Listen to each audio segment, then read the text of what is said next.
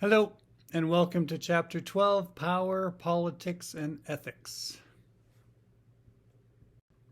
Well, what is power and do you want it? It's the capacity to influence others. Not always perceived or exercised, it kind of exists in the other. They give the power to you. If the other doesn't give you power over them, you can't influence them. It can flow in any direction in an organization. So you know, you can influence your boss can influence you, you can influence your coworkers. Applies to individuals and groups.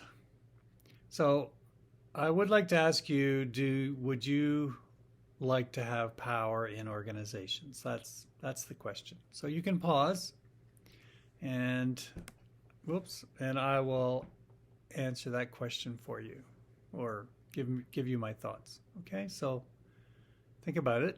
Do you want power? Okay, well, the answer that we have for you is yes, you do. You do want power. You want to influence people to do what needs to be done, to do what you think is the right thing.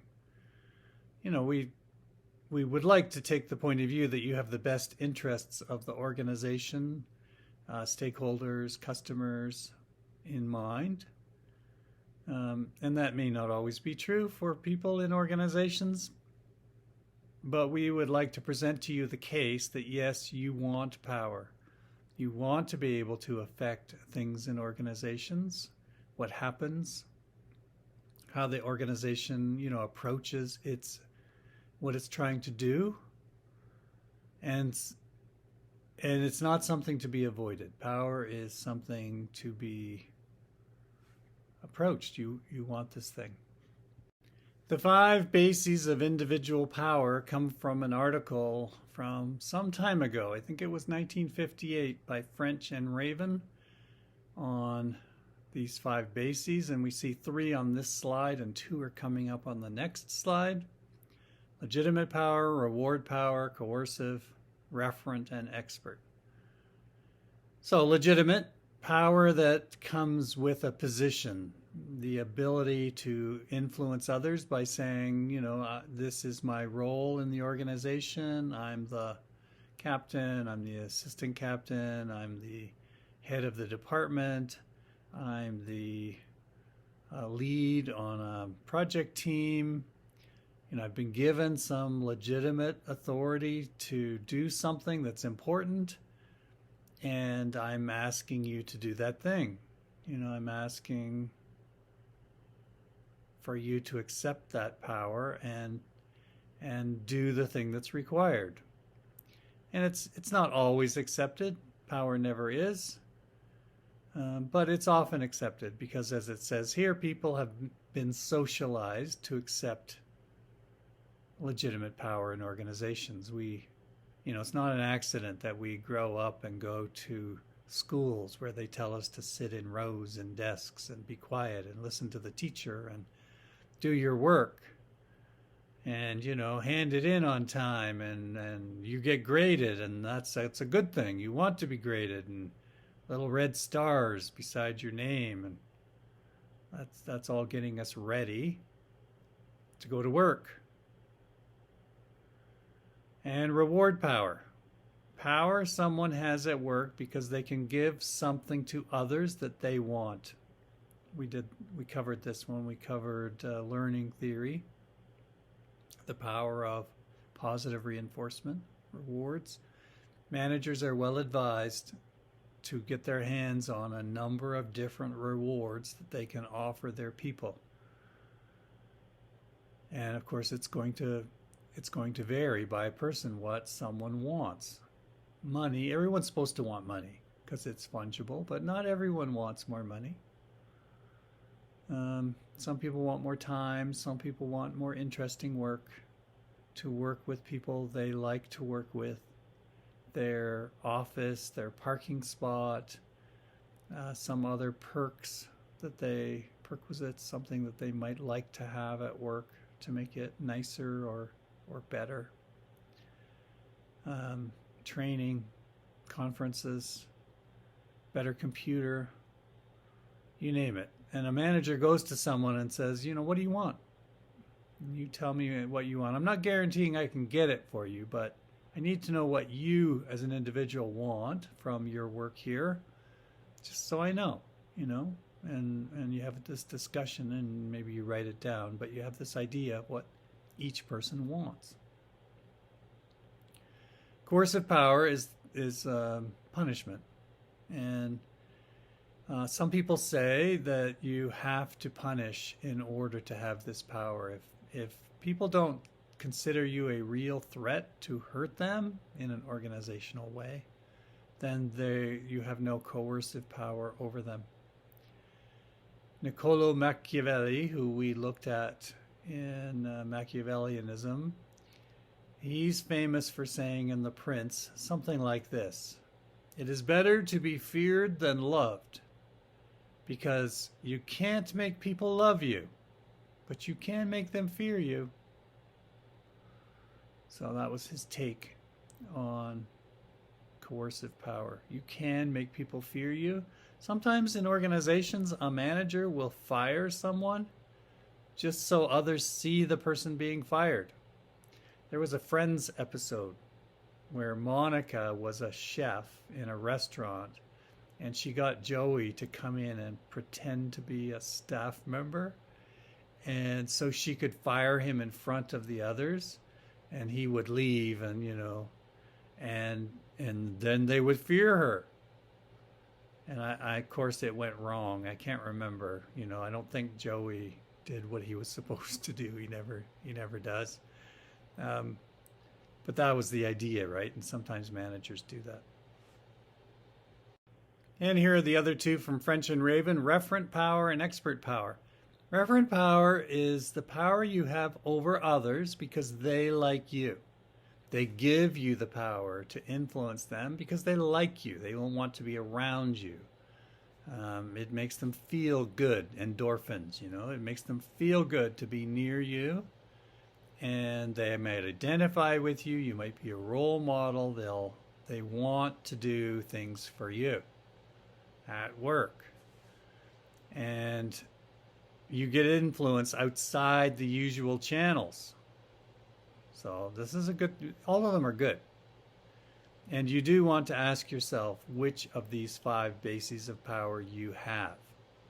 And you want to develop them and get more. So referent power. How can you tell you have referent power? Well, do people like you? Do they ask you to go to lunch? Do they want to be, sit near you? When you come into a room, do people, look at you and say hello? Those are all indications that you have referent power. At a party, when you walk in the door, do people come up? Hey, hi, how are you going? Can I take your coat, get you a drink? Not just the person hosting the party, but others, do they come up and say hello? Or you come into a party and nothing happens, everything just stays the same. People are talking. There's no effect. So that last case, you don't have referent power.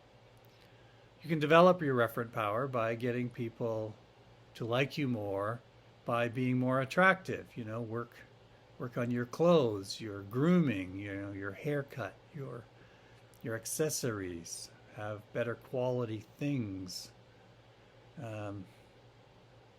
Be friendlier, tell little jokes that are funny, that are appropriate. Make people like you. There's a famous book by Dale Carnegie called How to Win Friends and Influence People. How to Win Friends. And it's about referent power. So that's a class. It sold millions and millions and millions. You can get that book. Expert power because of what you know, what you can do technically.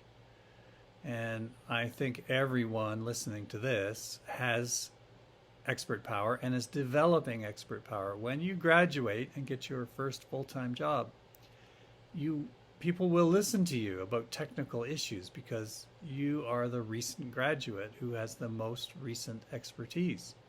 So that's to be used to help you. It says employees perceive women managers as more likely than male managers to be high in expert power. I wonder how that's true, in the sense that it's true if women on average are more educated and have more qualifications than the male managers. That might be possible. I just wonder if male managers rely more on other forms of power. That'd be my guess. That women are seen as having more expert power as managers because that's what they tend to rely on, their expertise. Whereas managers might rely, or male managers might rely more on reward power, coercive power. So anyway, that's something I'd have to look into that, but that'd be my thinking. They both have legitimate power, managers, same level, and referent power should be equal. So you need to ask yourself, of these 5 bases of power, how can you get more? So more legitimate power by being promoted, more reward power by accumulating a set of rewards you can dole out appropriately to others when they do things you want them to do, right? Contingent reward, not just here's a reward. Coercive power, you actually have to punish somebody sometime so that they can see it. Referent power, get people to like you. You have to work at that. Read the book on by Dale Carnegie. Expert power by getting more training. But don't over rely on any one of these, because it's a package of powers. The other 2 that aren't on the slide and that aren't in the textbook that are sometimes mentioned to go along with French and Raven's 5 bases are connection power and information power. So connection power is who you know. And the more you are in a network, the more power you have, because you know a lot of people, and the more central you are in the network, the more power you'll have. And power is influence, the capacity to influence others. And information power is not expert power, it's knowing things about what's happening, that this person's about to get married, this one just came back from a holiday, this one's spouse is thinking about a job transfer they've been offered. You know, it's information about what's going on at work that's not technically, relevant. It's not part of the work the organization does, but it can help you influence others because you know things. Okay?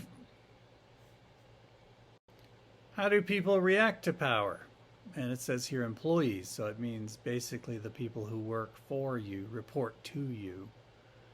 And what they don't like is coercive power. I mean, if you were given a questionnaire, do you like to be punished? The answer, no. No, I don't like that. Please don't do that. But that's not to say it doesn't work sometimes. Do people sort of, it says here they resist coercive power. Well, we know that people resist being punished, learning theory, that there are negative effects. So, don't forget that. That's still there. And compliance, that means they go along, but they're not going to internalize or commit. Reward and legitimate power. Legitimate power, they'll do what you say, sort of, because you have the legitimate title, you're the boss, you can say things, and they'll go along, sort of, but they can still kind of drag their heels, do it slowly, not do it as well as they could, work to rule, all kinds of things like that. So they'll comply because they don't want to be fired. And reward power, they'll go along because they realize it's a deal you're making. If you do this for me, I'll do that for you. Transactional leadership, it's reward power. And it says here they're more likely to commit and internalize to your use of power when you use expert power, because they recognize that you know more. And as long as you're trying to do the right thing for the organization, then that makes sense. And referent power, because they like you. And so they will go along more because they like you.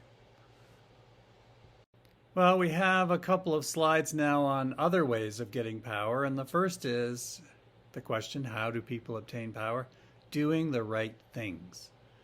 And the right things are these three that are listed in bold. I like the first bullet point. Some activities are righter than others for obtaining power. Yeah, that's true. So who wins? I was thinking, when I looked at this slide, how do you win a big teaching award?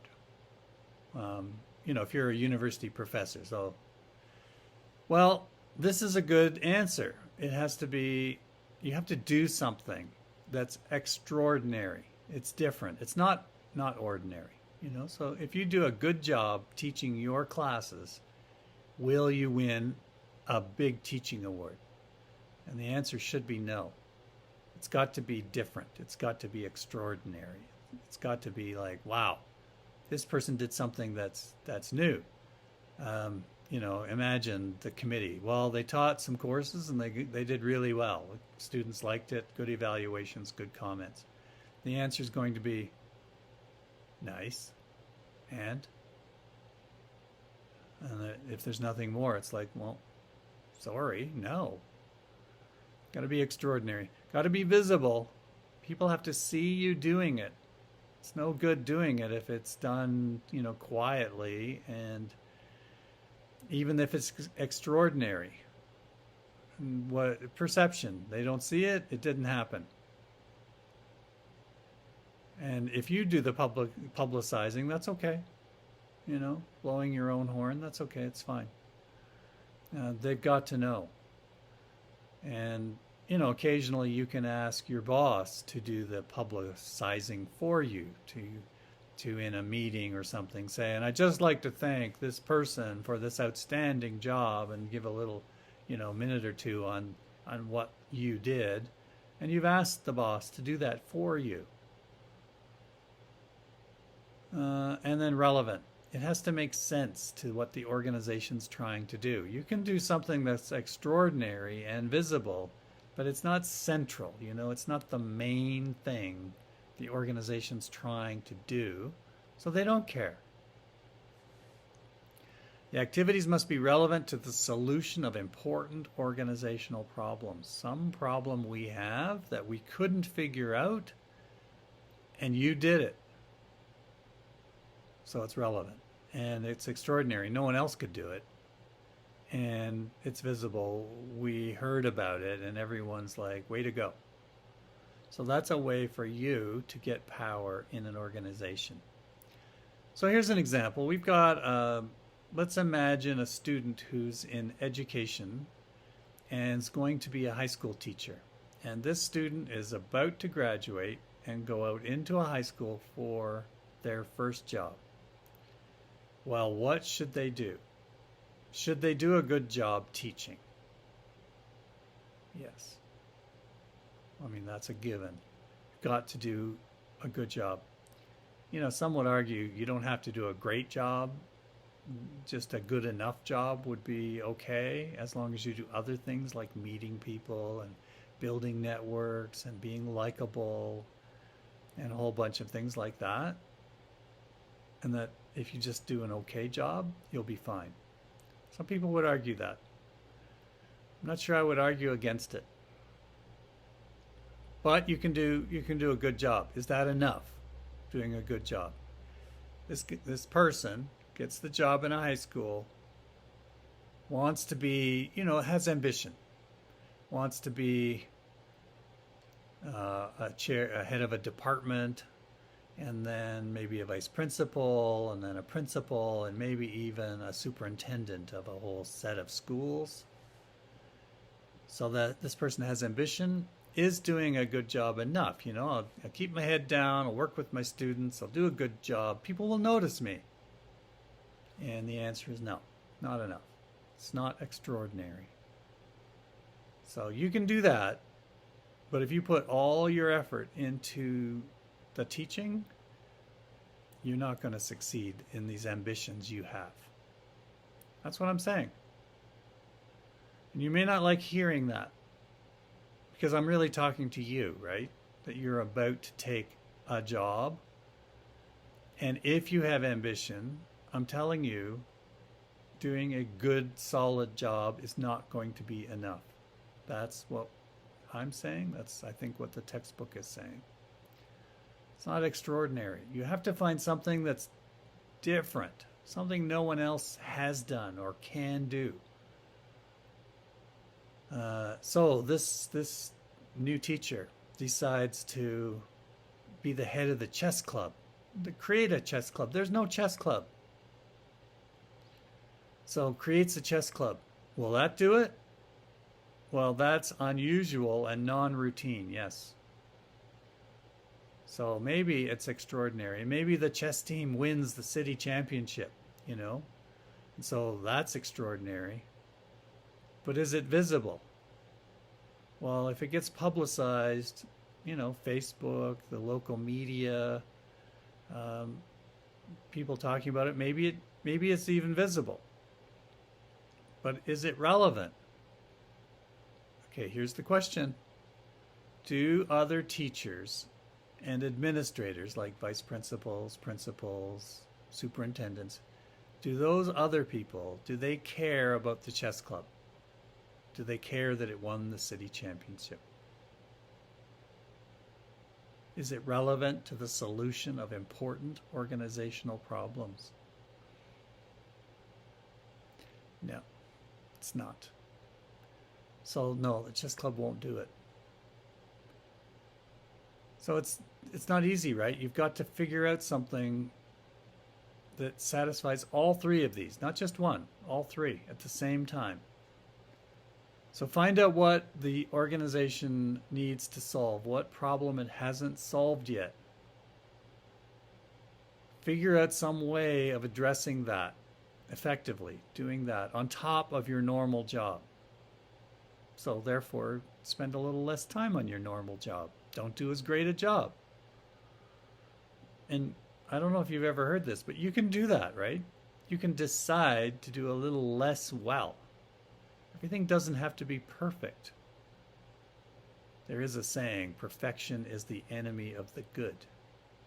And if you're a perfectionist, I'm talking to you. Don't do that. It's not helping you. Have you ever known someone who takes notes in a class? You know, and then they're not perfect, right? There's a little error here or there. There's a little erasing. The underlining wasn't just so. Didn't have the red pen that day, so the underlining wasn't all right. And they redo their class notes to be perfect. That's a waste of time. Don't do that. I've had lots of students writing exams. And as I'm walking around the room, I see a person, or they ask for an eraser. Can I have an eraser? You know? And actually, the perfectionist already has an eraser, so forget that part. But some people say, can I have an eraser?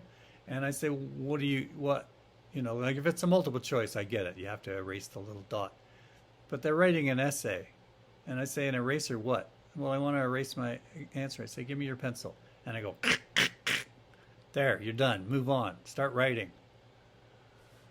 And even then, I still read the part that was crossed out. Because if they wrote something really good, I still care. Anyway, where was I? You got to figure out what's important, right? You got to do it. You can do less well on your regular job and just be good. And that's the way to succeed. That's what I'm saying. Is it a shock to you? And it's got to be visible. It's still no good if no one sees you doing it or that it's done, that you get credit, for example. You have to get credit. Somebody else takes your credit. That's Machiavellian, you know, that person just slides in and takes, yes, it was me, I did it. And you're standing there like, what? No, it was me. And everyone else is cheering for this charismatic person over here who says they did it. And you're like, well, how did that happen? That's not fair. right? Power. It's not fair. Think of power as the electricity in an organization, in the walls, the physical walls of a building. And if you take keys and you jam them into the socket, will you get shocked? Yes, you will. Don't do that. So is power fair? No. It doesn't care. You have to have it, and you have to have it working for you. Okay. So that's a lot on this. But this could be the whole difference in your career. Right here. This one slide. It's worth all the tuition you paid for this course. Right here. Here's the second slide. How do people obtain power? Cultivating the right people. Yes, you have to do this. The right people can include outsiders, subordinates, peers, superiors. Everybody. So we'll go over these. Outsiders. Why would you want to know people who aren't in your organization? Because they might matter. Because if they're in your industry, they might talk about you. They might be a reference for you someday, like you don't even know, but someone calls them up. So, what do you think about this person? And they're like, well, what are they going to say? If you know them and you've helped them and you've built this rapport, they're going to say good things. Key people outside of one's organization, not just anybody, and it's hard to know who the key people are, but outsiders. Spend time knowing people who aren't in your department, in your unit, in your organization. Subordinates, that means people who work for you, who report to you. Well, why that one? Well, two reasons.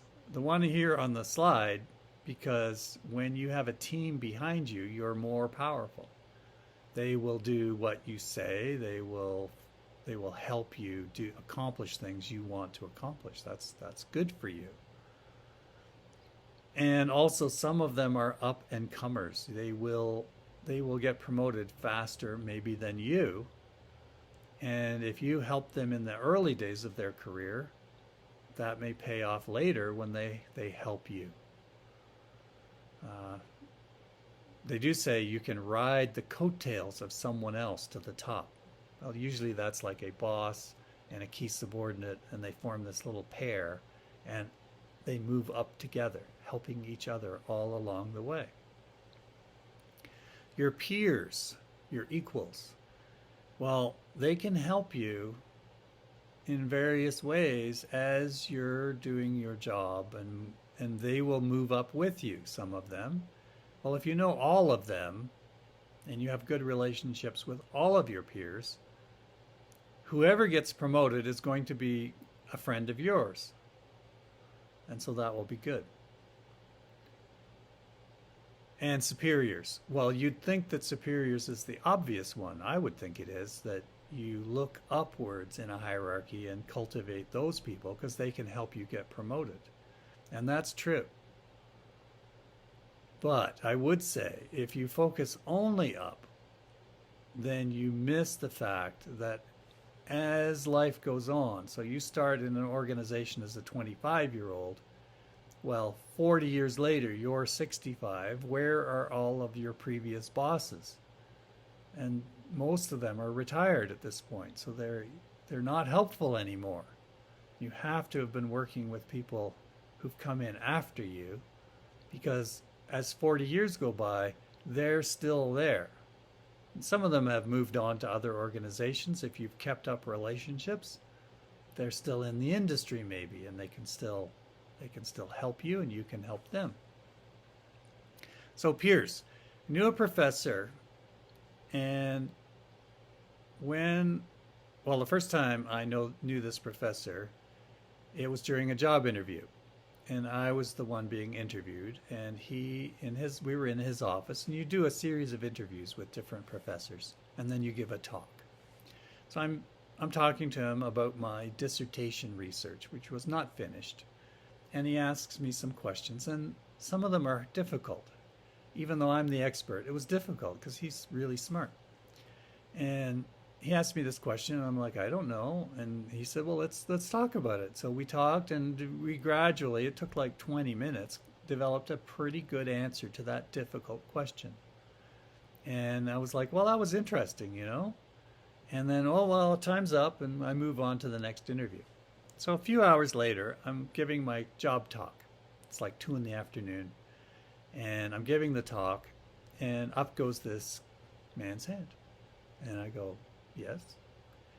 And he asked the exact same question, the difficult one from before. And I look at him like, and I'm thinking to myself, do you not remember? And then it's called the penny drops, which means I get it. Oh, you're throwing me what's called a softball, right? An easy question. Actually, a tough question, but it's easy because I know the answer. So that I can do well with it. So I say, oh, well, that's a good question. And I proceed to give the exact answer that the two of us have worked out. And as I'm giving the answer, because it's easy, I'm not thinking, I'm just sort of repeating, I'm looking around the room. And these other senior professors, who are the ones who might hire me, are looking at each other and they're going like this. They're going,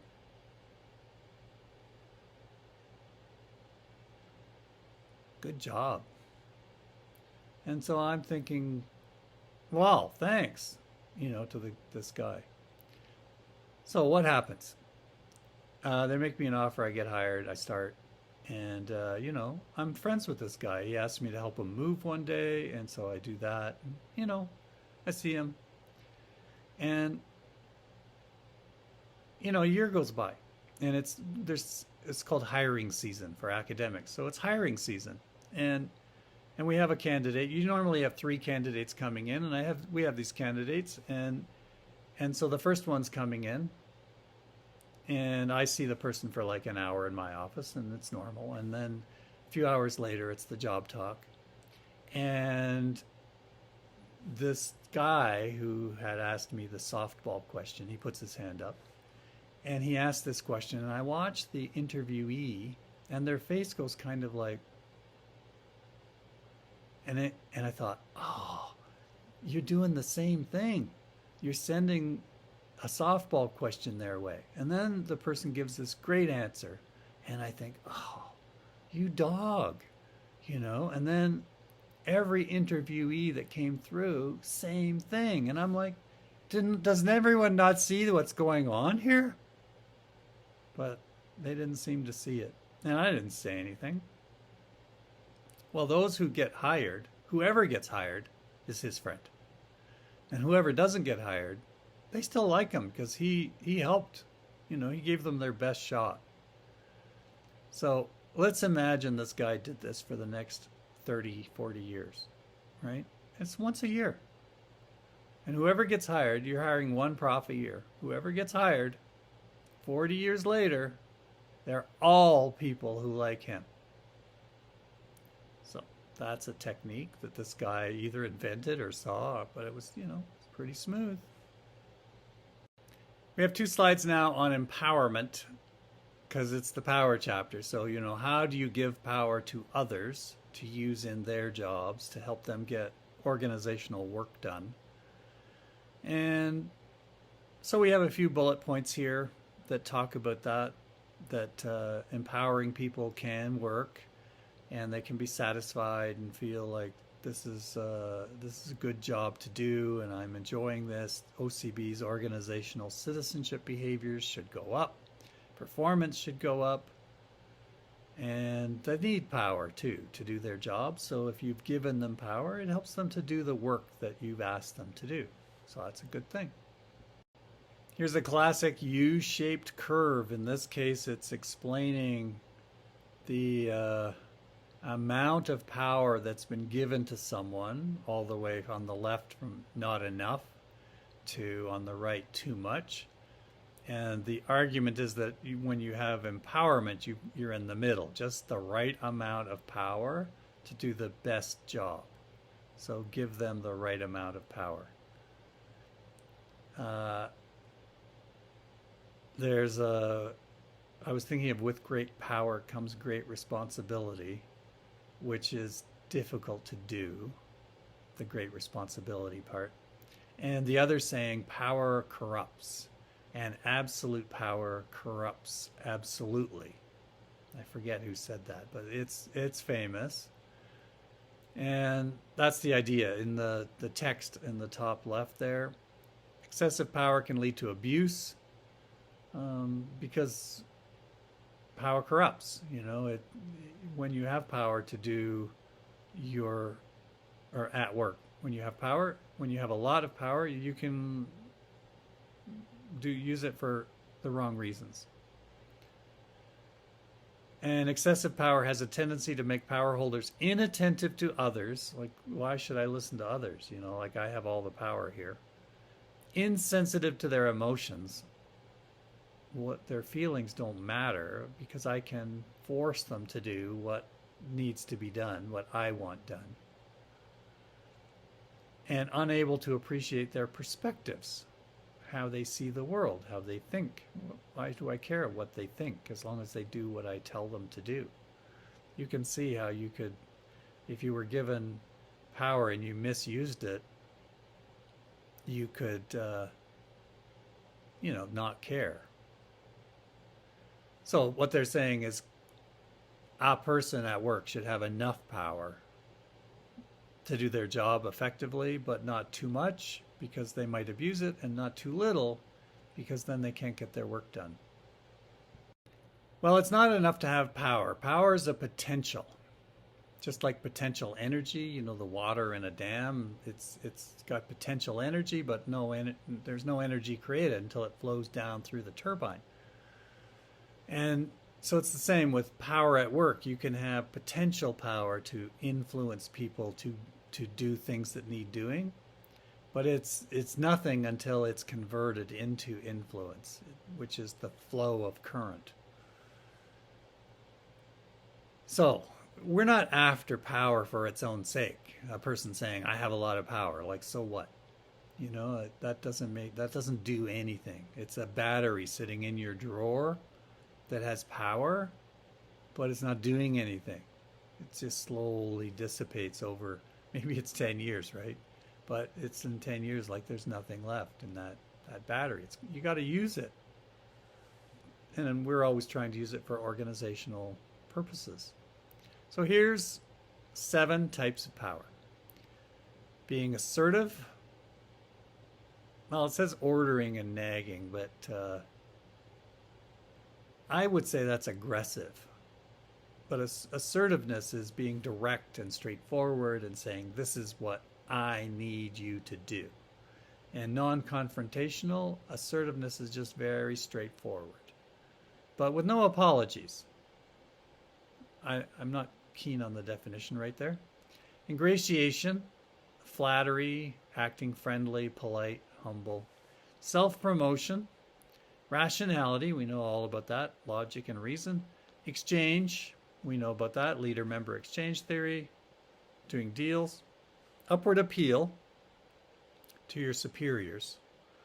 I need help. I need you to step in and get something, done for me. Get someone to do something I need at work. And coalition formation, seeking united support from other members of the organization. So forming a coalition of people that work together, share their power to get something done. Well, of these tactics, I would like you to pause and answer the question, how would you rate them in terms of their effectiveness? Maybe for you, maybe in general, but which one?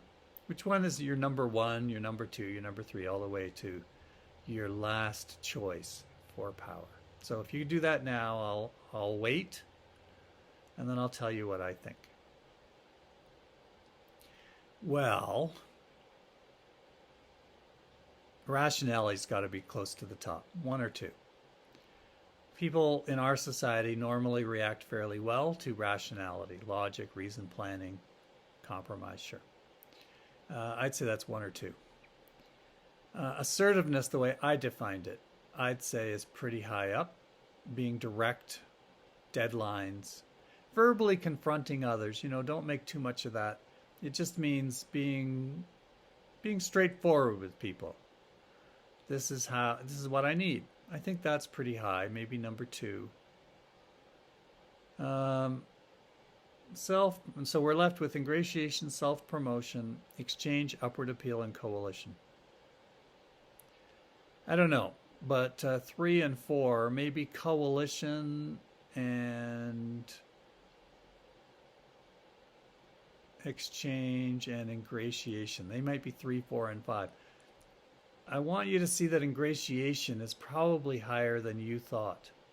Most people, I think, would have that low down, like maybe that's the last thing on your list. Using flattery with people, acting friendly and polite and humble, going along sometimes with what they say, even if you don't agree, because it's not important, that one. I'd say ingratiation is much higher than you think. It might be as high as number 3 or 4. Students in university settings tend to think that ingratiation with a professor is like a very, very bad thing.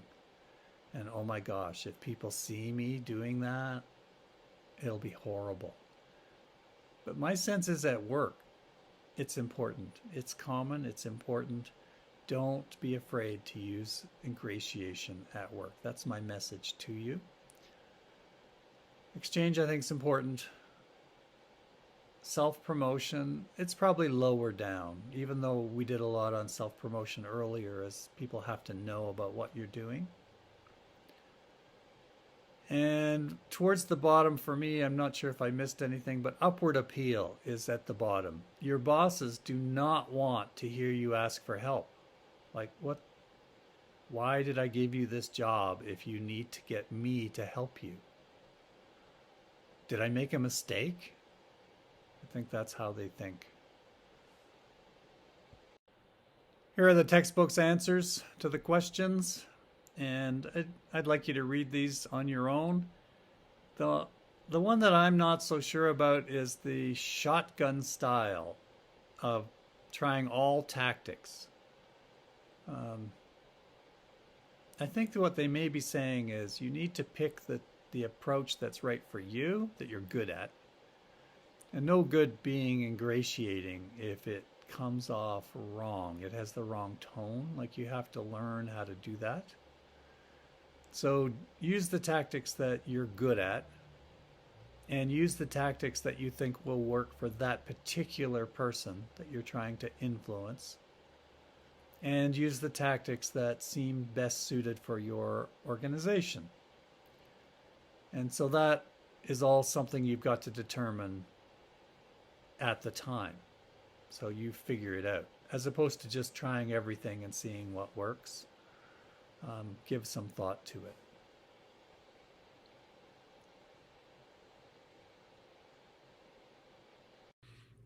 This slide is about the individual who wants power. Who is that? What's that personality like? So we use need for power from McClelland's need theory to say that there are some people who just have that built into them as a personality trait, a higher need for power. And then what the slide goes on to say is when this is responsibly used for the benefit of the organization and all the stakeholders, which includes the employees, the staff, customers, as well as many other stakeholders, then that's a good thing. And they're using their power for the benefit of the others, of those multiple stakeholders of the organization, as opposed to using or wanting power for personal gain, for their own personal purposes. And affiliative managers are mentioned, those who are high in need for affiliation, who might want more power as well, but their main concern is being liked. So that's the need for affiliation again. And the last bullet point's interesting. It says a need for power can be a useful asset as long as it is not a neurotic expression of perceived weakness, which I think means it's okay to want power and to use power responsibly in organizations to get things done. But if you want power because you feel inadequate in some way, deep down, there's this neurotic impulse in yourself. You just don't feel important enough or strong enough. You feel there's something missing, and that person seeks power to try to fill that need, that gap. And that would be the wrong reason to seek power. This is an important message for you, that the subunit you work in, the department, has a large influence on the amount of power you can have as an individual, because the subunit itself has power, which then translates down into those who are in that subunit, and especially those who are managing or leading that subunit. There's going to be a direct relationship between how much power the subunit has and how much power that individual has.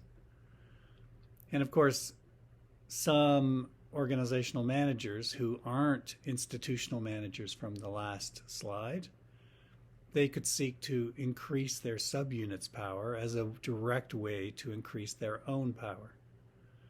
So it's worth thinking about this, and we're going to look at 4 factors that are called strategic contingencies: scarcity, uncertainty, centrality, and substitutability, which have been used by academics to explain how much power a subunit has.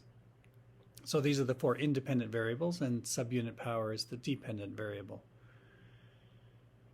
So this first one is scarcity. Subunits tend to acquire power when they're able to secure scarce resources that are important to the organization as a whole. So some subunit controls something that we need in the organization, and they've got this resource. So if the organization needs it and some subunit controls it, that's going to give them more power. So this is going to matter to you, because you're going to join a department in an organization, and you're planning to live your organizational life there. And that decision you've made will then affect the rest of your career in terms of the potential power that you can have and the difference you can make in the organization.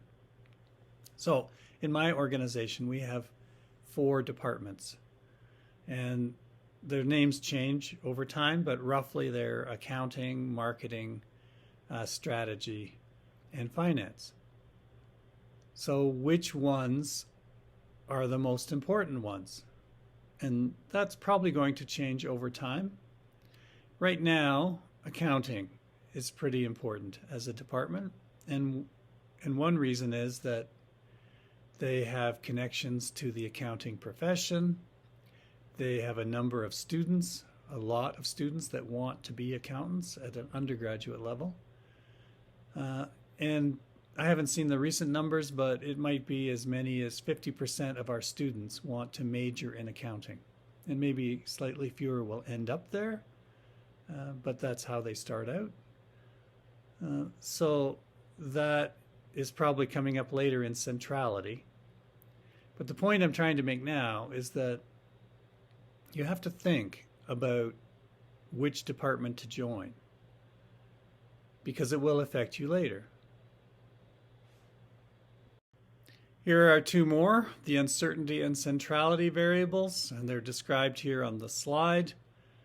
A department that controls uncertainty, that there's uncertainty out there in the world, and there's a particular department that knows how to deal with that. That's going to lead to more power for that department. And centrality, I gave the example before of the accounting department being central, and the finance department is important as well in my faculty, because I think that's the second most popular major. So it's the second most central department. Therefore, it's going to have more power. And what does that mean? when we have committee meetings and faculty meetings, when the leaders of those departments make a point, in our case it's the chair of the department, people are going to listen anyway because that person has legitimate power.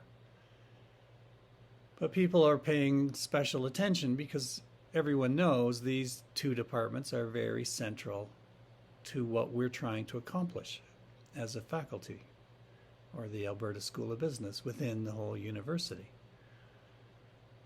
So the more central you are, the more power your department should have.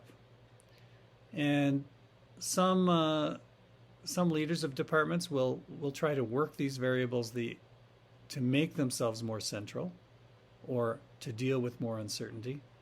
One example that's given is a union management relations department. And there was a case I written one time about such a department that kind of encouraged the union to strike and wanted uncertain relations with the union because when we're worried about the union and what they might do and how that affects the business and that they might strike, the department that deals with the union is going to get more power.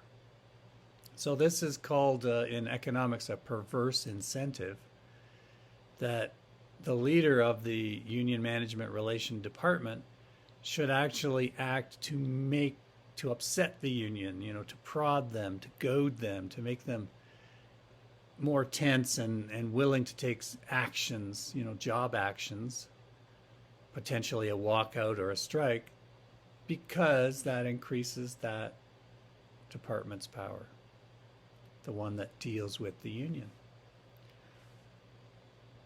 This last variable, substitutability, can include the effects of artificial intelligence on organizations, other technologies, changes in how work is done. Can work be outsourced to a contractor, which means that the unit that's currently providing the work is going to have less power because they can, in my example, be easily outsourced. So for an example, an organization might have a unit that deals with the physical grounds, the landscaping, the grass and the trees and all that kind of thing. And that's part of the organization. So there's a department of landscaping in my example, and then senior management of the whole organization might decide, we can do this more cheaply if we subcontract it. Well, the manager of the landscaping department is likely going to try to fight that, but may lose because they don't have enough power to successfully fight it, and they eventually they don't really lose their job, but the work gets contracted out and the staff gets moved around to other work. So you try to not be substitutable. There's only us that can do this. So certifications and qualifications, that's a main approach. And from the big picture point of view, professionals, doctors, lawyers, accountants, architects, whatever the other professionals I've missed, engineers, want to get certifications that mean that only they can do that work. And so that helps them control power and then maintain it.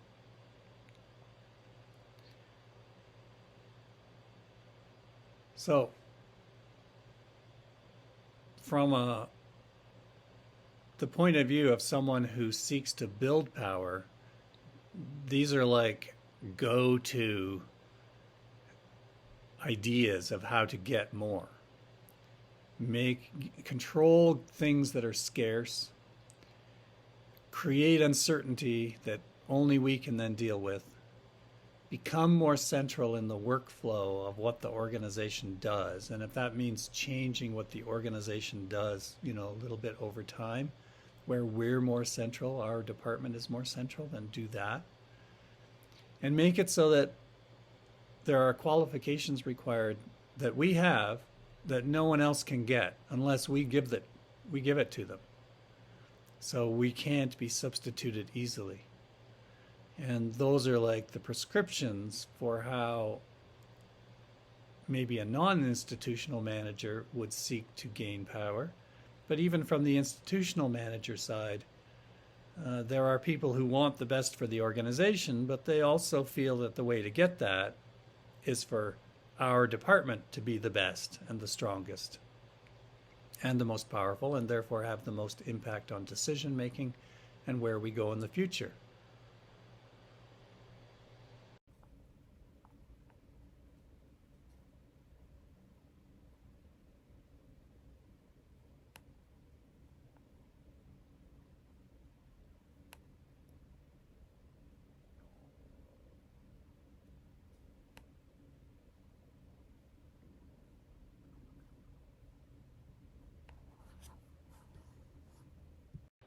Well, this is a good slide because it's like, where can we expect more politics? And first of all, upper levels. It says here middle and upper management levels. Those people are political.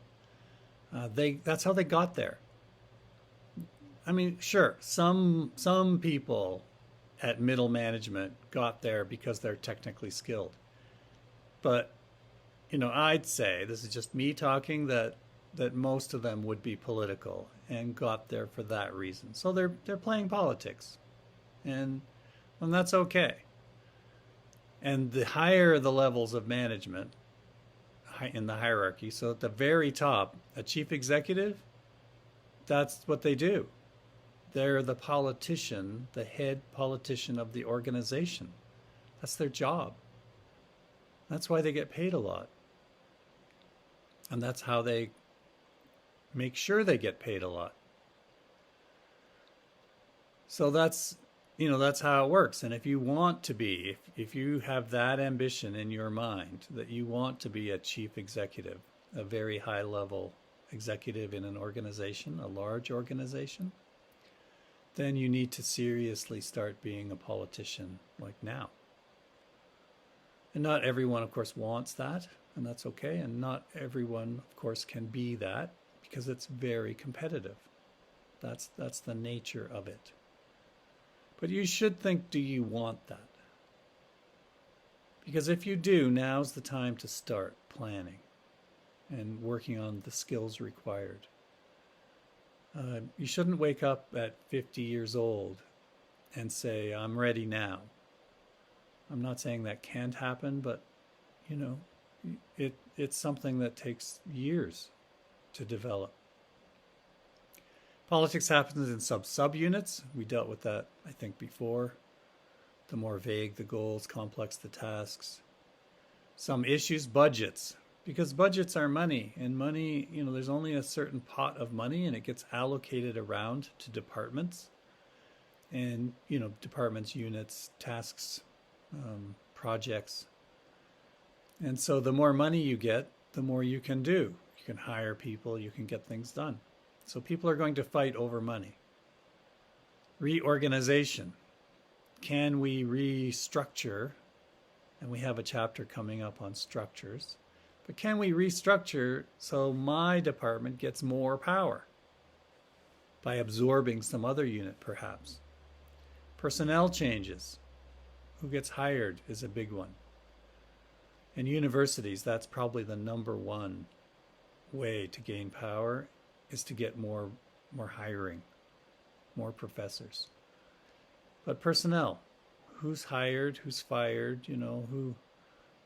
And senior managers who run departments can work over time to build departments that are supportive of them personally and their objectives within the organization. So in general, it says scarce resources, uncertainty, and important issues provoke political behavior. Provoke. Are indicators of political behavior. That's natural, normal. I expect that. It says highly political climates result in lower job satisfaction lower commitment, lower organizational citizenship, and increased stress and turnover in tensions. Okay, I'd say by who? By the ones who are got their head down in their cubicles. You know, they're not happy. Why all this politics? Why all this fighting all the time? Like, I don't like that. Can't we just be orderly? Increased stress, turnover, like I don't like it here. But if you're in an organization that has to be political because it's in an industry where it's a fight, where it's a real fight to survive and get market share, your organization needs political fighters. You have to have them, otherwise you will lose. So we don't actually mind some people leaving who can't stand the fight. Politics takes a toll, is hard on the performance of older workers, but not younger workers. Younger people, they're designed for the fight. They have the energy, the stamina, the endurance, they have all those factors that allow them to engage in politics.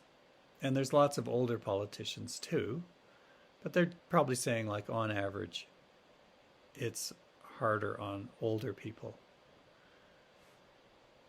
So you want to be a politician. This slide tells you how. You know, thanks, textbook writers, for studying the literature and summarizing for us what are the key factors, facets, independent variables, whatever you want to call them, that will help you get power and use that power politically, successfully. So here they are. Social astuteness. They understand others. They know how to read others. Read means understand deeply. You know, what someone else wants, what their needs are, how they see the world, what makes sense to them. So when a person who could successfully read another in this way has a full grasp on how I can influence that person to do what I want for the good of the organization, I'm saying. Interpersonal influence, convincing and persuasive interpersonal style that is employed flexibly in the situation. So they're good working with people. They can get people to do what they want done. They put others at ease. People like them, maybe referent power. But they've learned to do this, that how to win friends and influence people idea, practice. How to do that in the real world? Well, in your organization, you can seek to be the head of a committee, some committee no one else wants to lead, and then you can try to build that committee's power over time. This is how they say Lyndon Baines Johnson, the President of the United States, worked on his political power. You can volunteer and get senior leadership roles in volunteer organizations. So that's good practice for you in working with other people you don't know, and people with different backgrounds who aren't like you. They have different educational experiences than you do, and learning how to talk to them and what makes sense to them, and how to be flexible in working with different kinds of people. So you can get practice, but you have to work at getting that practice. I love the next one, apparent sincerity. Apparent. A good politician comes across as genuine and exhibits high integrity. So people trust you. People feel like you're a good person. And it doesn't have to be the truth. They have to perceive it. They have to believe it. And it's your job as the politician to make them believe it. So, and that's seen as okay. And networking ability, which we're going to deal with in the next couple of slides. Good relations with key people within the organization, outside the organization. You've got to know a lot of people. I had Ralph Klein visit my class one time, and he was the premier of Alberta at the time. He was also, of course, the mayor of Calgary. And before that, he was on the news. He might have been a weatherman, sports. I can't remember that part. But to be a politician, sometimes it helps to be known. The people know your voice and your face. And so TV is a good way to do that. Of course, Donald Trump is another example from the TV show The Apprentice. Millions of people know your face and see you, and so they feel like they know you. Anyway, Ralph Klein was in my class, and he was talking, and the thing I was impressed with was when he spoke about getting things done, like how Alberta signs, trade agreements with states in the United States or the federal government. I didn't understand all of that. But he spoke easily about many, many people that he knows here in Alberta, politicians, mayors, leaders of industry. And then he spoke thoroughly and convincingly about people in those jobs in the United States, leaders of organizations, governors of states, politicians in the federal government, in the House of Representatives, in the Senate, in the executive branch. I mean, he just knew so many people, and it was just all these connections. So if you map that out as a network of all these nodes of people and all these lines of connection, Ralph Klein is like central in a network, and he can use that power of knowing people to get things done. In this case, for the benefit of the province of Alberta. So it's impressive when you see it. And some people are just naturally good at it, and some people work hard at developing that. So you need to think about your own situation and how to get better at this. Here's more direct advice on how to network. We talked about developing a large number of contacts in a wide range of organizations. Maintaining those contacts is important. Giving business cards, sending gifts, thank you notes, birthday wishes. You know people and you know something of their lives, and either it's kept up in your head as you're good at that and remembering things, or it's written down in a customer relationship management software program, or you might have an assistant that works hard at gathering this information and giving you prompts. Here are some cards I need you to send out today. These people are having birthdays, special events, have received an award. You need to send them a note, and it's best if it's on high quality note paper, from there's stores that specialize in this high quality cards that you can get.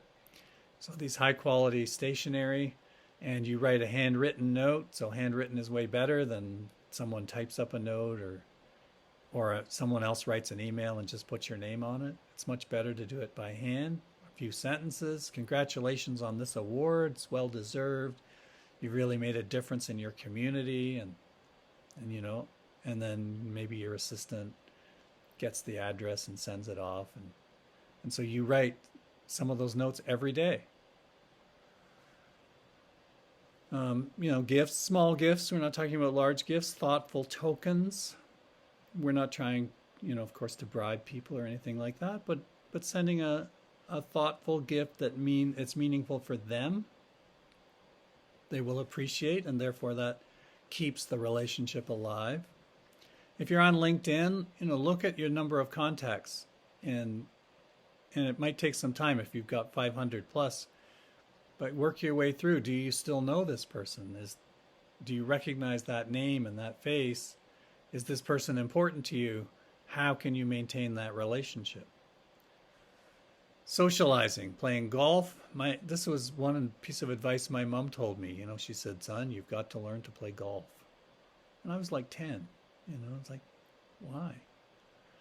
Because people, people in organizations, they play golf, and that's how they get to know you. And you're with them on the course for 4 or 5 hours, and you get a chance to talk to them casually and socially, and that's important to a career. Okay, you know. Of course, I tried, I wasn't really successful at that, but maybe you can be. Participating in company sports leagues, having a beverage after work, being around and becoming known in a positive way. Saying yes to professional activities. Someone invites you to give a talk representing your organization and you say yes. Teaching some kind of a course in your community at night, and you get paid the token amount, but that's not why you do it. You meet people, people get to know you even if you don't necessarily know them. Publishing, writing articles on LinkedIn and the newspaper for your organizational newsletter or website. Appearing in the media. We have a professor at the school who's very active in the media, on Twitter, on other social media, and is well known in Alberta and maybe nationally, but is willing to put the effort in to do that. Participate in community activities, civic groups, clubs, houses of worship. You meet different people in the different places that you go and spend time, and that will help you. And increasing your internal visibility. So all of this is advice for you to think about how to actually do this networking. If you work in a large organization now, what this slide is saying is pick an upper level manager, like a very senior person, maybe the chief executive, maybe someone, a vice president in the C-suite, in the senior management team. And the slide is saying they know a lot of people from a lot of areas in the economy. So customers, they're on the phone or they're Skyping, they're Zooming with customers. Suppliers, because we have to get inputs into the organization. Competitors, because the industry matters. And yes, we're working for our organization, but we've got to know what's happening in the industry. And there are bigger superordinate goals for the whole industry that are going to matter as well. And so the chief executive will talk to and have dinner with and meet with the CEOs of the competitors. And that's considered okay. And sometimes they have a formal body, like a council of CEOs with all the CEOs of the various industry players. And that council will meet, every 4 months or something to talk about what's happening, what are the general issues. When do we need to compete against each other and when do we need to work together? Bankers and lawyers, professionals that you need to get things done, to get money, loans, and deal with the finance aspect of your organization, and lawyers to deal with the legal and the contracts and being sued and suing others and everything like that. The press, because they are going to be the mediators of what you say than what the public hears, and so you're going to need relations with them that are positive. Politicians, the big P politicians, so in Canada, provincially, federally, city politicians, the mayor of a city, city council, and charities and public organizations. Public, so in the oil industry, it might be Greenpeace, it might be organizations that are concerned about global warming, pollution, things like that, where the chief executive wants to know these key organizations and have relationships with them so they can be dealt with. Sometimes there's conflict and sometimes there's not, but this is what the high level executives have to do. So that the slide is saying, when we look up to the top of an organization and say, what do our senior executives do? This slide is saying, well, this explains some of it. They have a wide-ranging network, and they spend a lot of time dealing with all these different people. And I know deans of faculties, like the Faculty of Business, the Alberta School of Business, the dean has to, have breakfasts and lunch and dinners and go to events, and they're very much spending a lot of time outside the faculty, dealing with groups like this, and they also deal inside. They're usually quite busy. Here's some research evidence on networking. Who's more likely to network? Those higher in self-esteem and extroversion. They like meeting people. The second bullet point says that this kind of networking works better for men. We're hoping that that's less true as time goes on. The third bullet point, when those you're networking with have power, then you'll get more benefit from it. And then towards the bottom, many have a tendency to view networking as futile, see it as awkward or humiliating, or even assume that it is immoral or unethical, that we shouldn't do it. It's wrong to build relationships like this as a way to get more power, connection power in this case, allow you to exercise more politics, that we shouldn't do that organizations should be just straightforward or futile, like it won't make any difference. It's so much work, and why should I try? Or it's awkward or humiliating, like people will think that I'm just trying to know them, to get something from them. And I find that awkward and humiliating. I put myself in that position. I hate that. Why would I do that?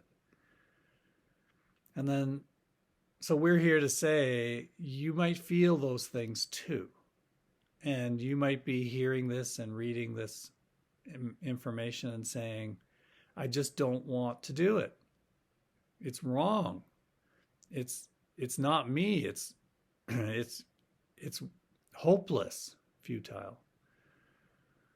But the last bullet point, there seems to be proven value of having a good support network, and that networking will work for you. So we're really trying to give you this strong sense that it's worth doing. Niccolo Machiavelli was from the Italian Renaissance. And, this is the late 1400s, the early 1500s. And Italy at the time was not the Italy we know today. It was a number of city-states. So like Rome and Florence, Vienna. And a city-state was a city like Edmonton, but it's much smaller then, of course, in Italy, with a wall around it. And it was like, everyone who lives here, we're this group on our own. And the outside world is competitive, and every city has its own little army. And sometimes they get unhappy with each other and they send their army off to another city and try to have a battle with them. So it was a time of conflict. And Machiavelli, I'm doing this from memory, but he was arrested for some reason, as I recall, and put in jail, and he had time to write a book which became The Prince. And that's his most famous work, I would say. And The Prince was written for the leader or the leaders of his city-state as like a guide to power. And basically, he was saying, here's how you get power. Here's how you fight for your state, city-state, in this, era we live in, of a lot of conflict. So his his advice was basically you've got to have power, you've got to use it unemotionally. Sometimes you have to hurt people, even those that you like. And I mentioned before that quote, it's better to be feared than loved because you can control fear in others. And then the first bullet point here are the characteristics of what we today call Machiavellianism, someone who's like Machiavelli's advice. They act in their own self-interest at the expense of others. They're cool and calculating. They don't get emotional about the exercise of power. High self-esteem and self-confidence, form alliances with powerful people to achieve their goals. Because city-states would form alliances with each other temporarily to fight some other city-state or alliance. So it can be seen today as somewhat cynical, but today's world is much less violent, I think, overall than the world of the Italian Renaissance city-states in the early 1500s. So what today we say is there's people who act like this, and we call them high Machiavellians, high Macs. And they're willing to lie and be deceitful. They can't assume that the ends, the outcomes, justify the way that outcome was reached. And you need to know that there are people like that in organizations, and prepare yourself so you're not surprised. This is your warning slide of how to identify Machiavellians and the situations in which they seek to use power. The middle part here that's underlined, in the following kinds of situations: face-to-face, fairly emotional, when it's unstructured, of what we should do. It's almost like they're in place in an organization, a high Machiavellian person, and everything's very stable and orderly and bureaucratic and, law-like, and so there's nothing they can do. There's no chance to exercise this kind of power. But as soon as things start to break up, it's very uncertain. People are scared. It's very emotional. And then they lose their rationality to some extent because they're so emotional. So the Machiavellian doesn't lose their rationality because they're cool. They don't feel emotions the same way. And so this is a chance for them to get in there and seize power to some extent. So be careful when it gets emotional, and they'll use face-to-face because that they're good at reading people and getting and influencing that way because it's in the heat of the moment. It says here they're unlikely to be high performers because that's not how they seek to get power. They seek to get power politically rather than through expert power. At the top bullet points, they're convincing liars. They're good at psyching out people. They're enthusiastic about being a politician. And the fourth bullet point down, they insulate themselves from the negative social consequences of their tactics. That's hard to understand. But what I think it means is they're so politically skilled and socially skilled that they know how to do bad things and get others to take the blame. So try not to be the one who gets blamed for something you didn't do.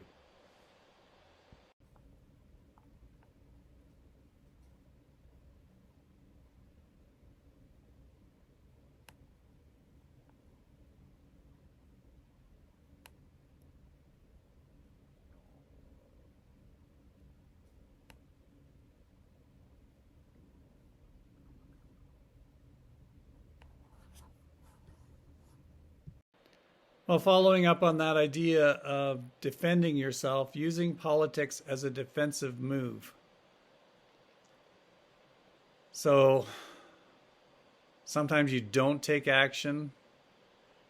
Sometimes you have to act politically to defend yourself. And it gives you 3 ideas here: stalling, overconforming, and buck passing.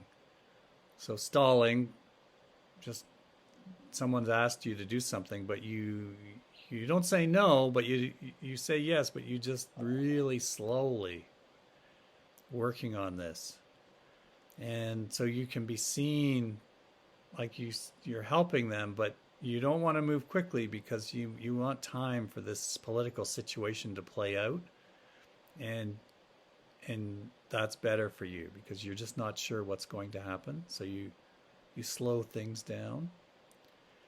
Overconforming, doing your job exactly as you're supposed to do it and not doing anything else as a way to be defensive. Saying I'm not being political in this situation. I'm just doing my job and only my job, and being seen that way. And buck passing, which passing the buck means you don't take responsibility. You say, no, actually, it's over here. This person, this department has responsibility. It's not me. And so you deflect attention on yourself. Well, this one about avoiding blame is I find tricky. This word buffing, I never really heard before. So I don't know, how that word is used here. But basically what they're saying is make sure that you've got documentation that you did your job so that you can't be blamed. You can say, well, I have evidence. Here's the email track. And, I would say you print those out and you keep them someplace secure so that the actual electronic emails can't all be mysteriously deleted one day and you have no evidence, and it's nowhere. It's not on your computer. So we've all seen those spy TV shows and movies where there's a secret USB that's got all the evidence on it. And so that what they're saying is you need one of those too.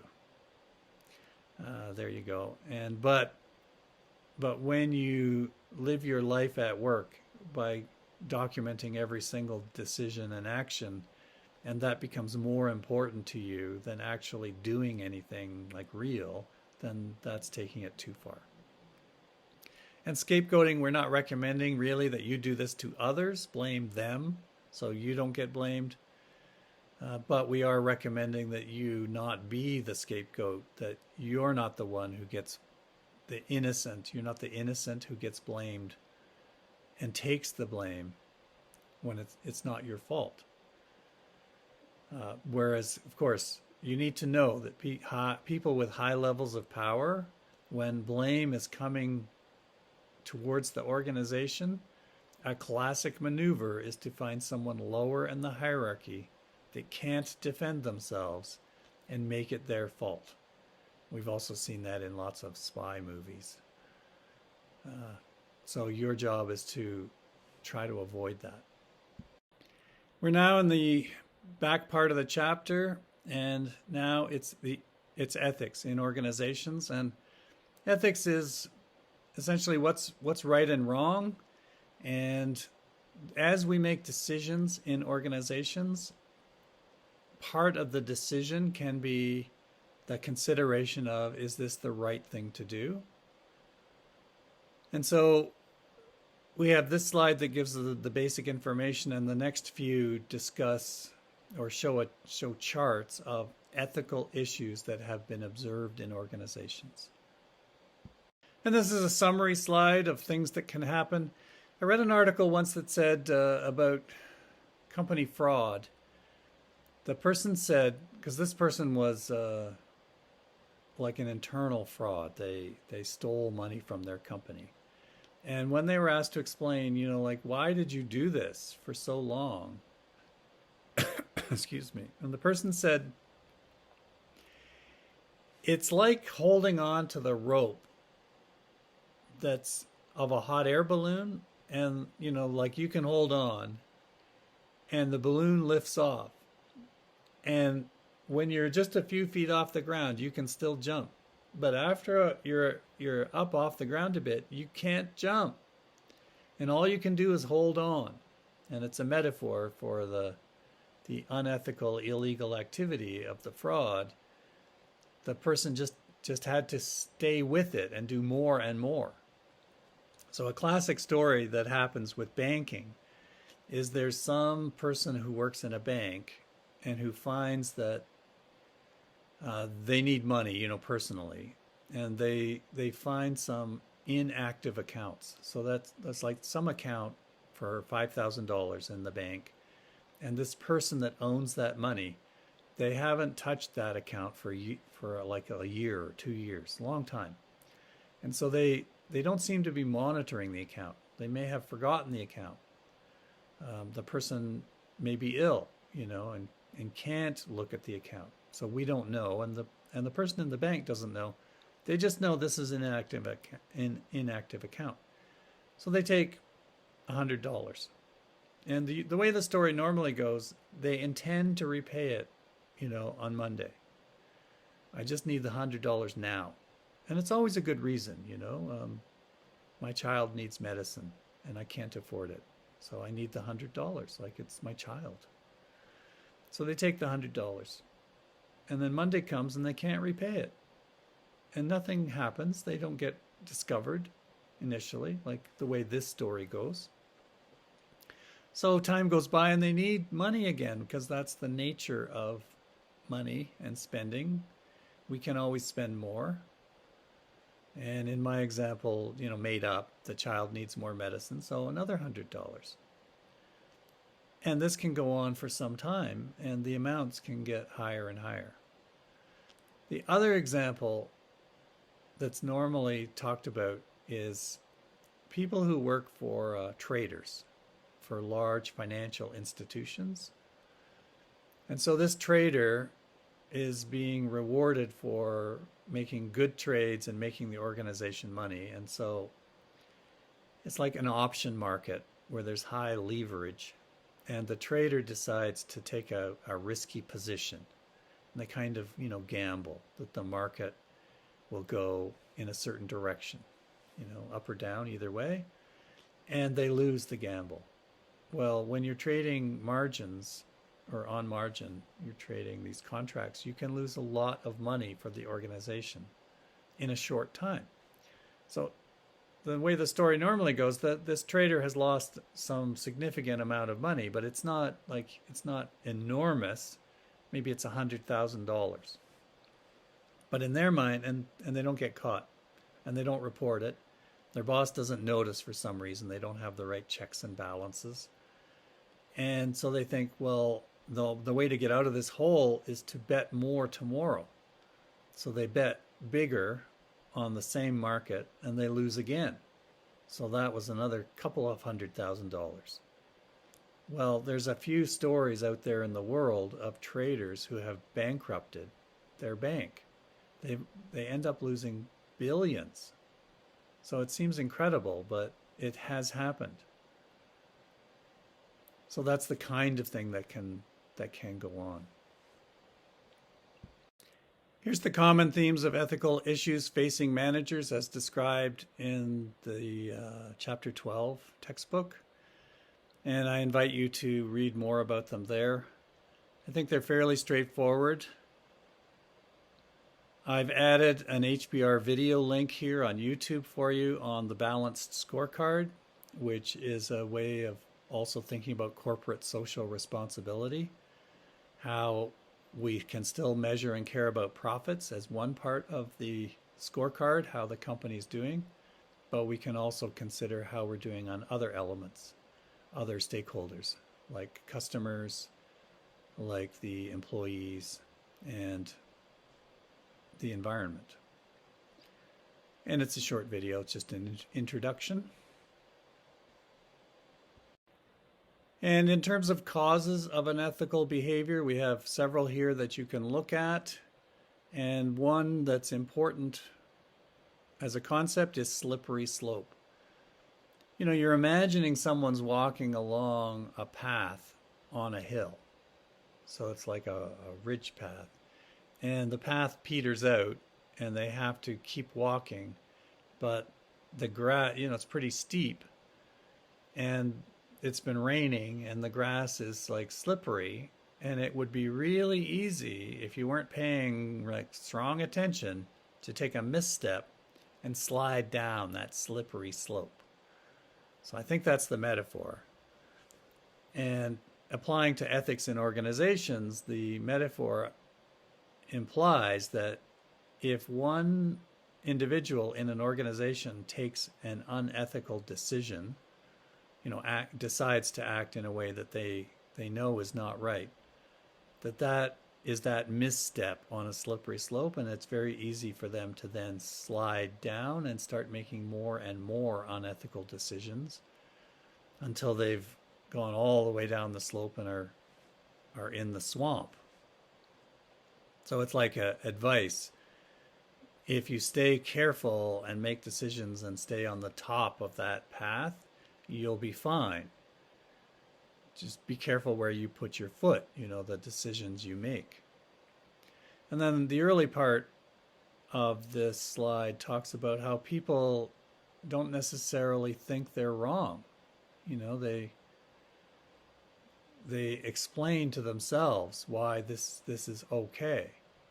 So, the idea in equity theory that stealing or not working as hard as you could is okay because it's not fair what they're doing to me. And the answer that we would give as organizational theorists would be, the individual can't say, I'm going to make it fair, and that's okay. The individual has to say, it's not fair, but the way to deal with this is to bring it up in public and talk to managers and say, I feel inequity here, and how can we resolve this so that it's dealt with in public, in view. It's being dealt with in a way people can see, as opposed to secretly, I'm going to make this fair without anyone. I'm not going to bother asking them because they'll just say no. So I'll just make it fair myself. So people come up with ways in their minds of justifying the behavior. And they think of themselves as a good person. And they're not doing a bad thing. The next 3 slides have 7 causes of unethical behavior described in the textbook, and the first 3 on this slide are personality, gain, and extreme performance pressures. Well, personality, there's certain types of people that might be more susceptible to making decisions that are unethical. Those with strong economic values who want more money, more wealth, might be more likely. So those who want gain, especially when ego's involved, so if they feel, this is like Maslow's hierarchy, that your income or your house, your car, are markers of your status and your sense of worth, then such a person might be more willing to do something that's unethical. Extreme performance pressure. The last case that I read about was a bank that pushed people, their employees, very hard to meet targets of performance. And one of those targets was signing up clients for accounts. And the idea being, when people have more accounts, we'll get more fees. And one reaction of some of the workers was to find clients who aren't paying as much attention, maybe, and to sign them up for accounts they didn't ask for. And that way the employee can meet these heavy performance targets. And the client might have to pay fees on these accounts they don't know about and are not using, but they're not noticing. And the extreme performance pressure in this particular example was that people were being threatened at the bank, the employees, with, you're going to lose your job if you don't hit these targets. And so the person felt like I have no choice. I have to do what I have to do because I'm trying to do this normally by asking clients if they'd like to sign up for more accounts, and I'm not getting enough that way. 3 more causes. Role conflict when you're a professional and you have your code of ethics, which may be a formalized one. Healthcare, engineering, sometimes consulting has codes of ethics. And then you're also working in an organization, and the organization is pushing hard for you to not follow your professional code in this case. So that's a conflict. Strong organizational identification. Sometimes people will take unethical decisions when they feel strongly connected to the organization, and the organization needs this to survive, to compete. And I need to be loyal to the organization. And then it says maybe I'll get some good things my way for showing this loyalty. And competition. We're in a tough industry. It's very competitive. We have to do price fixing. We have to do bribery. We have to do kickbacks. Those would be like general examples of how a lot of competition in an industry could cause these unethical decisions. And then the last point there is that when there's no competition, essentially a monopoly, that there's no competition, we're so strong as the only player in the organization, we get to do whatever we want and there's no recourse. So we can create fees for clients, for example, that they have to pay because they have no choice. They need our service. Here's the last of the 7. Organizational and industry culture. There are industries that are more susceptible to unethical behavior because of the nature of how that industry has developed over time in a certain country. Cash businesses can be susceptible to unethical behavior because it's harder to track payments, expenses. People in those industries look around and see others doing it, and it must be okay, and they come to this sense of this is the way our industry works, or then our organization within that industry. Strong cultures, of course, can promote the proper behavior or the unethical behavior, because strong cultures do that. They send these messages, this is how we need you to act. Upper level managers can tend to be naive about the lapses below them. So if they're not looking, they don't want to know, for example, then that can create more ethical violations lower down the organization. The response to that is to create a code of conduct, to explicitly say these are the behaviors that we say are okay, this is how to act. And there can be training programs where videos can be shown. These are the 10 common ethical situations that a particular person, a salesperson, for example, will find themselves in. And this is what you might be asked to do. And this is our organization's decision as to the right behavior and what we want you to do. And we're going to ask you to sign a document saying you understand this and you agree to do this. And of course, if you don't and you make the wrong choice, then we're going to react.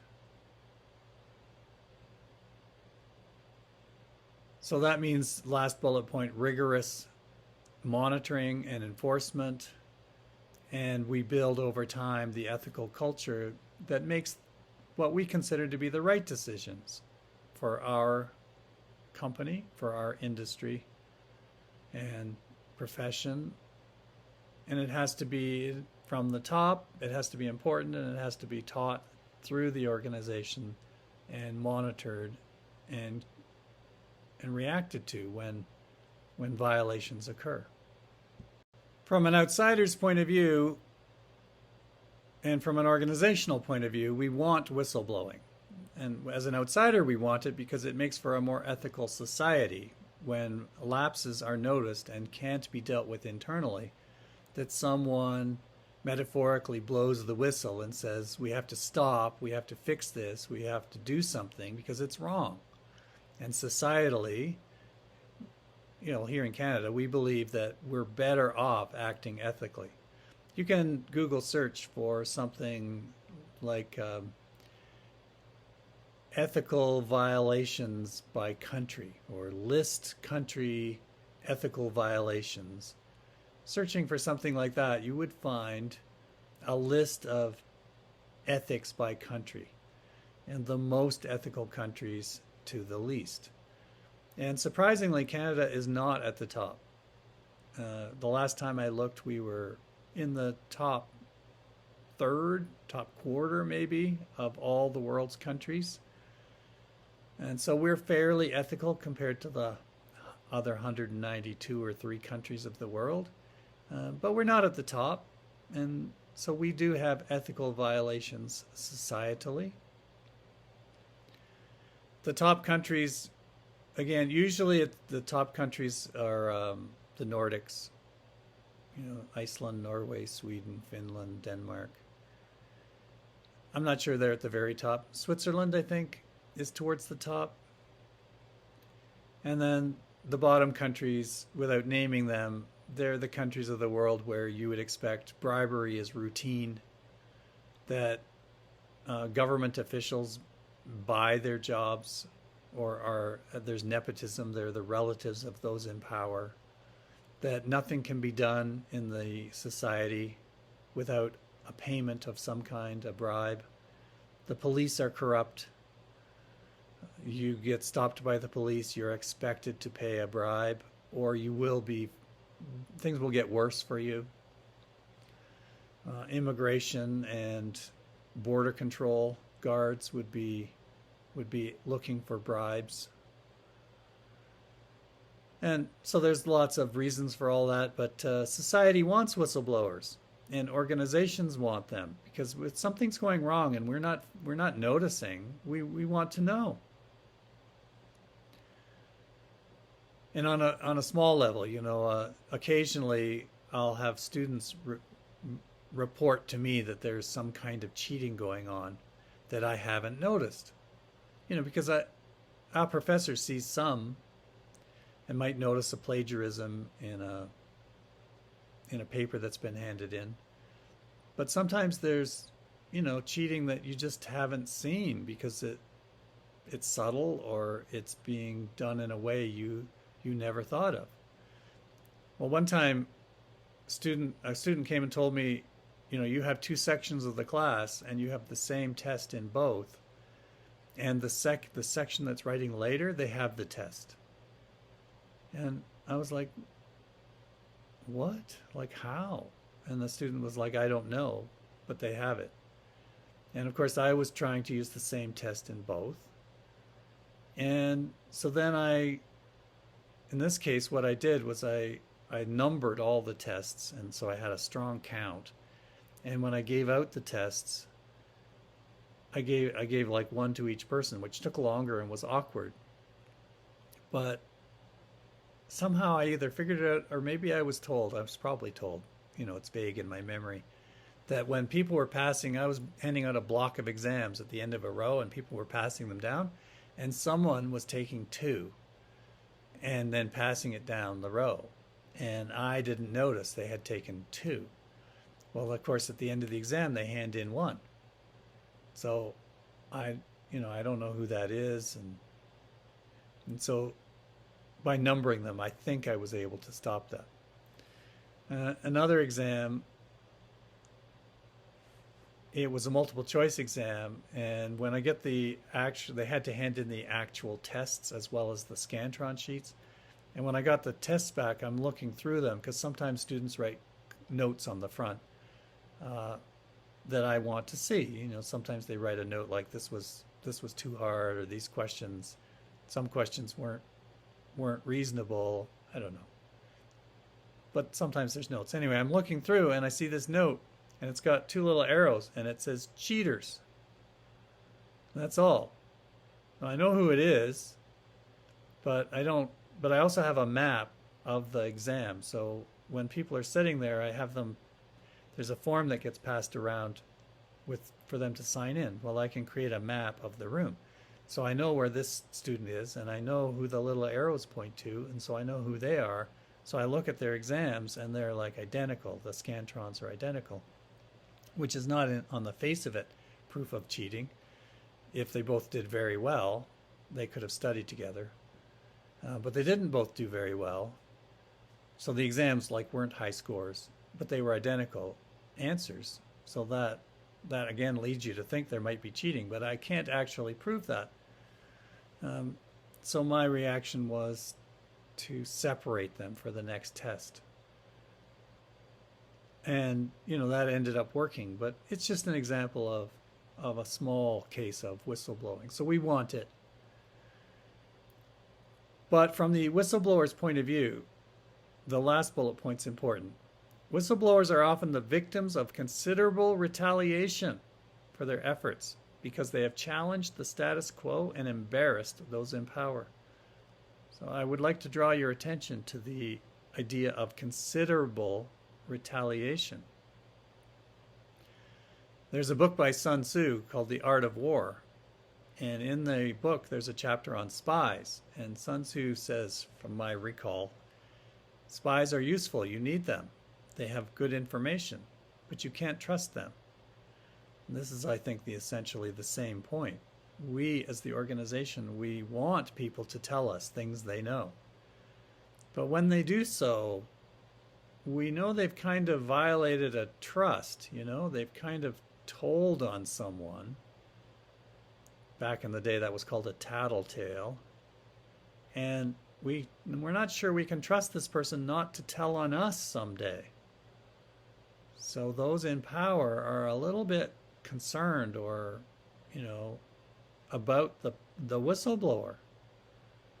And therefore, that whistleblower can expect to not be fully trusted in the future. So just so you know that last bullet point. We now have 3 slides on sexual harassment in the workplace. And there's the definition: behavior that derogates, derogatory, it's putting down, demeans, makes the person feel less of a person, or humiliates, a psychological feeling of not being respected, an individual based on that individual's sex.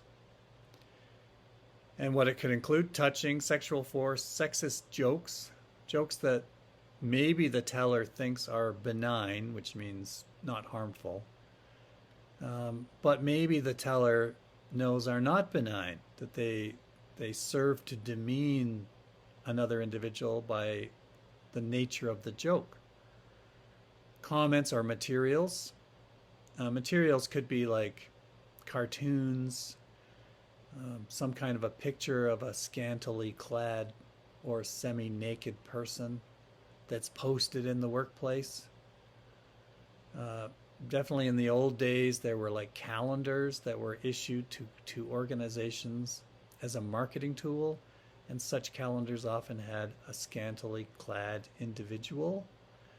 And those calendars are seen as inappropriate today because they create an environment that is a harassment environment. Harassment can be psychological in a person's head, social, affects their connection with others, or legal,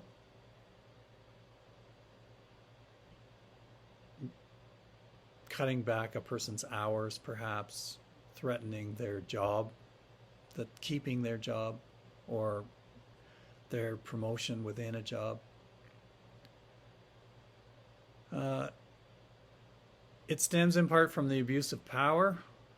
The most severe forms, the textbook says, are committed by supervisors who might have more position power. The most frequent perpetrators are coworkers. I'm guessing here, but probably because there are many more coworkers than there are superiors or supervisors. And it's prevalent in hostile work environments and is most likely in male-dominated industries, the textbook says, and organizations in which men attempt to maintain their dominance relative to women. So if you're a woman who seeks a position in a male-dominated workplace, industry, a place where an occupation or a company where there's many more men than women, that would be what they mean by male-dominated. So it's a heads up that in that particular situation, there is more likelihood of this kind of unethical behavior to occur because there's many more men than women, and therefore much more opportunity for that kind of unethical behavior.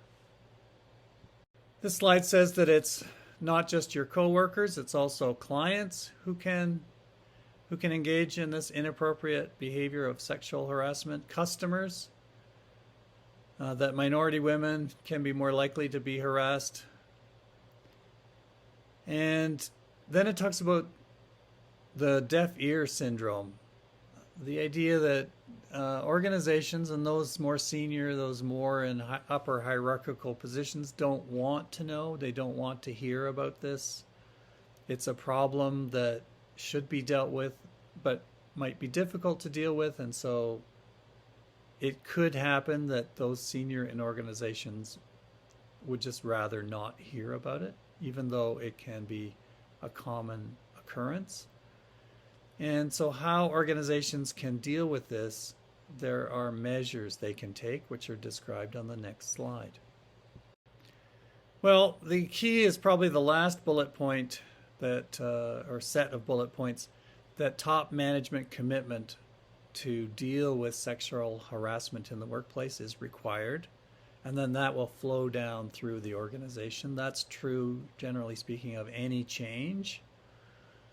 Provide comprehensive education programs so that people know what the organization wants, which is no ethical violations and no violation in the specific realm of sexual harassment, with videos and examples of what is appropriate behavior and what is not.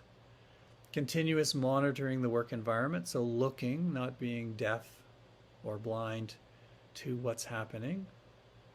Responding to complaints in a thorough and timely manner, so quickly, and finding out what happened and trying to educate, inform, deal with the situation so that the organization can fix the problem. Apologies are issued, and we can move on eventually to a better culture.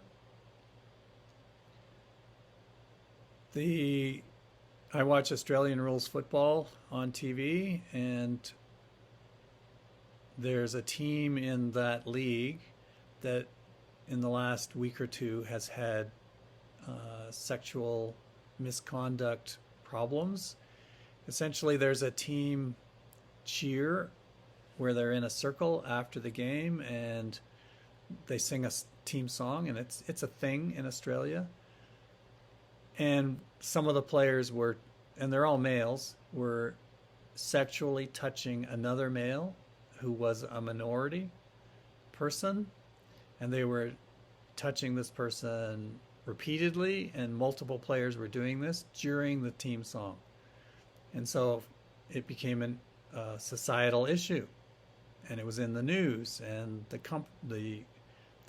club, which is a professional organization, they pay players to play this sport, and they collect, of course, revenues from seat sales and media rights. And they have to respond, and they have to educate players and what's appropriate, because players do engage in, it's a physical sport, so they're used to being physical with each other, so what's appropriate and what's not.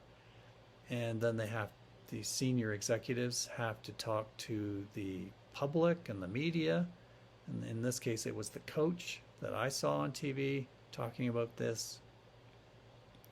and they hope they've dealt with it, but they have to keep monitoring.